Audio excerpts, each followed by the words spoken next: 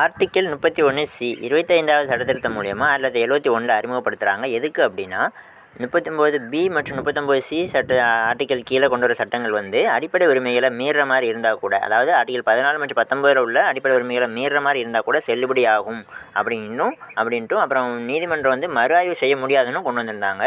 பட்டு 1973 கேசவானந்த பாரதி வழக்கில் வந்து நீதித்துறை மறு அதிகாரத்தை வந்து கொண்டு வந்துட்டாங்க இந்த ஆர்டிக்கல் 31C கீழே.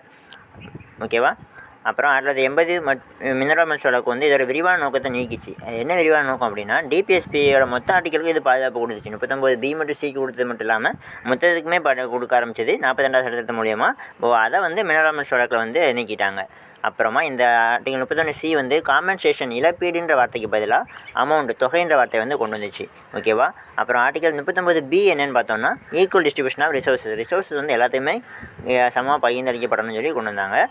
அப்புறம் 39C அப்படின்னா prevent the accumulation of wealth in the hands of a few individuals, அதாவது ஒரு சிலர்கிட்ட மட்டுமே மொத்த சொத்துக்களும் போய் குவியறதை வந்து குவியாமல் பாதுகாக்கிறது தான் ஆர்டிக்கல் 39Cயோட வேலை. ஓகே ஃப்ரெண்ட்ஸ், இந்த வீடியோ லைக் பண்ணுங்கள். நம்ம சேனல் புதுசாக பார்க்குறீங்க, சப்ஸ்கிரைப் பண்ணிக்கோங்க. தேங்க்யூ.